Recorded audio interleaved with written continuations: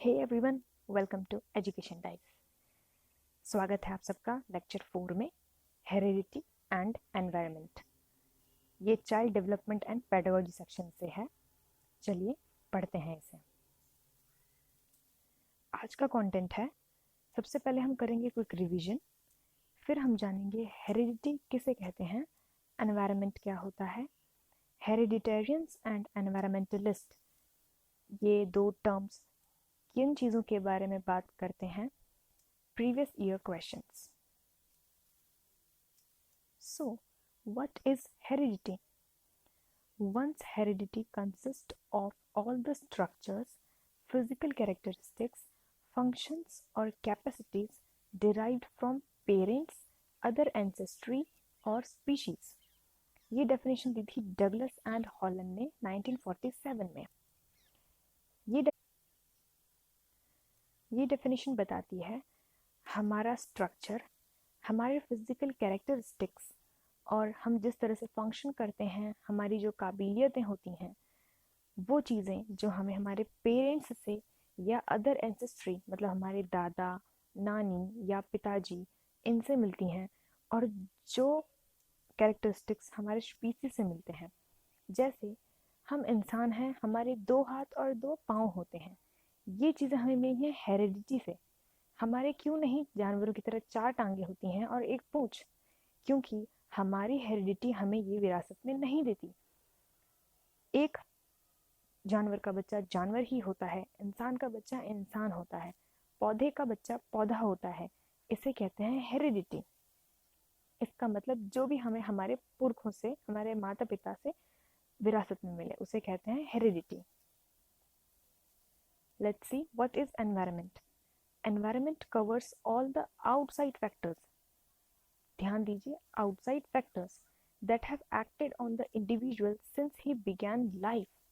जब से किसी बच्चे के जीवन की शुरुआत होती है, जन्म लेते ही जो आउटसाइड फैक्टर्स हैं, जो बाहर के फैक्टर्स हैं, जो उसके अंदर उसे विरासत में नहीं मिले हैं, उन्हें कहते हैं हम एनवायरनमेंट। एक और डेफिनेशन देखते हैं। The environment is everything that affects the individual except his genes. जो चीज़ें हमारे जीन से हमें मिलती हैं, उससे अगर हम नेग्लेक्ट कर दें तो उसके अलावा जो भी बचा वो सब एनवायरनमेंट में काउंट होता है। आइए इसको एनवायरनमेंट को और अच्छे से समझते हैं।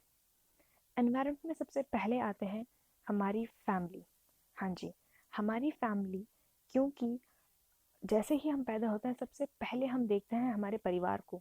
हमारे परिवार में किस तरीके से खाना खाया जाता है, किस तरीके से रहा जाता है, हमारा परिवार कौन सी भाषा बोलता है, कितने लोग हैं, कितना एक दूसरे को प्यार करते हैं, ये सारी चीज़ें हमारे डेवलपमेंट को अफेक्ट करती हैं। तो ये काउंट होता है एनवायरनमेंट में। और इसमें आ जाते हैं फ्रेंड्स, स्कूल, क्योंकि ये सारी चीज़ें भी एनवायरनमेंट में काउंट होती हैं, ना कि जीन्स में। हेरिडिटेरियंस वर्सेस एनवायरमेंटलिस्ट। अब हेरिडिटेरियनिज्म होता है जहाँ पे लोग ये सोचते हैं कि हेरिडिटी का रूल ज़्यादा सिग्निफिकेंट है किसी इंसान के नेचर एंड कैरेक्टर ट्रेट्स को, such as intelligence and personality को इफेक्ट करने के लिए। सीधी भाषा में कहें तो एक बच्चा क्या है, कैसा है, ये डिपेंड करता है हेरिडिटी पे। जैसे इनका मानना है कि एक डॉक्टर का बच्चा बड़े होके डॉक्टर ही बनेगा, या फिर डॉक्टर ही बनना चाहेगा, या डॉक्टर ही बन सकता है। इनका मानना है कि सारी पावर हमारे जेनेटिक्स में है। जेनेटिक्स ही बताती है कि एक बच्चे का भविष्य क्या हो सकता है। वहीं दूसरी तरफ एनवायरमेंटलिस्ट कहते हैं कि environment is all in all.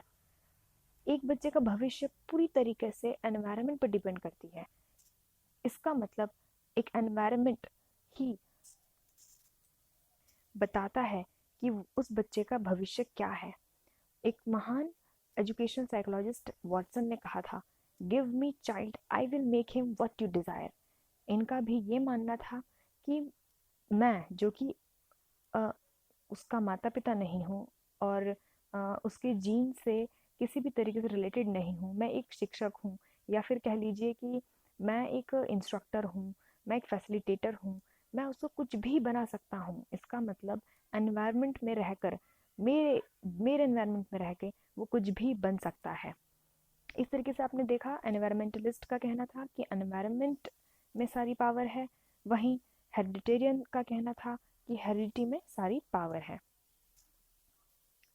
Conclusion, हम इसका कंक्लूजन ये निकाल सकते हैं कि हेरिडिटी एंड एनवायरनमेंट फैक्टर्स दोनों ही एक पर्सन की पर्सनालिटी को इन्फ्लुएंस करते हैं। ना ही सिर्फ हेरिडिटी काफ़ी है, ना ही सिर्फ एनवायरनमेंट काफ़ी है किसी एक बच्चे का भविष्य बताने के लिए। दोनों मिलकर काम करते हैं और किसी बच्चे की पर्सनालिटी को डेवलप करते हैं। Personality is a product of both, each is necessary to the result as the other, neither can be eliminated and neither can ever be isolated। ये कहा गया था मैक्लिवर एंड पेज द्वारा 1949 में।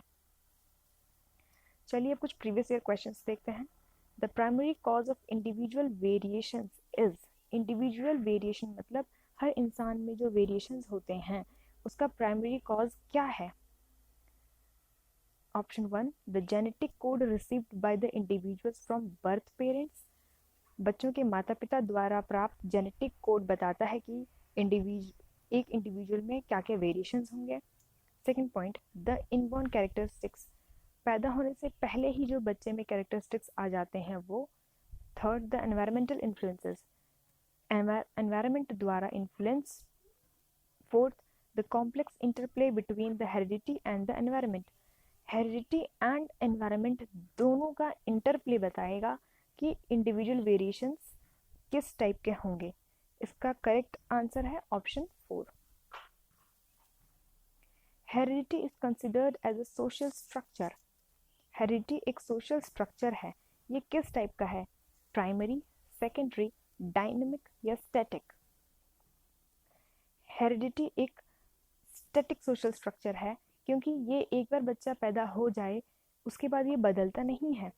बच्चों के जो भी गुण आने होते हैं वो जब फर्टिलाइजेशन होता है उसी दौरान एक बच्चे में स्थापित कर दिए जाते हैं, इसलिए हेरिडिटी है स्टैटिक।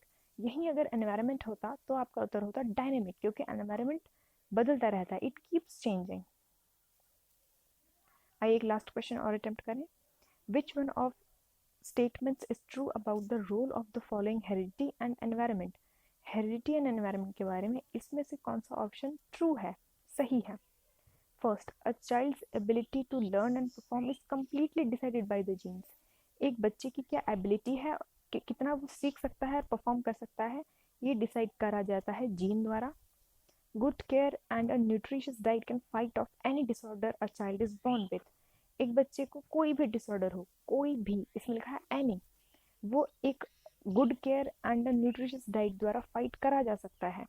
आप खुद सोचिए, क्या हर बीमारी को हम एक अच्छी डाइट द्वारा ठीक कर सकते हैं? और ध्यान दीजिए यहाँ डिसऑर्डर लिखा है। Third point, environment plays a significant role only in child's language development. Environment का हाथ सिर्फ चाइल्ड के लैंग्वेज डेवलपमेंट में होता है, मतलब भाषा विकास करने में ही सिर्फ एनवायरनमेंट का हाथ होता है, बाकी किसी चीज़ में नहीं। Option 4, certain aspects of development are influenced more by heredity and others more by environment। वहीं एक बच्चे में कुछ डेवलपमेंट एस्पेक्ट्स ऐसे हैं जो हेरिडिटी इन्फ्लुएंस करता है और कुछ ऐसे हैं जो एनवायरनमेंट द्वारा इन्फ्लुएंस करा जाता है। तो जहाँ भी हेरिडिटी एंड एनवायरनमेंट दोनों ऑप्शन हो वही ऑप्शन करेक्ट है। Thank you for watching this video. आप educationdice.com पर जाएं अगर आपको नोट्स चाहिए। वीडियो पसंद आई हो तो लाइक करें, सब्सक्राइब करें एंड प्लीज़ शेयर करें।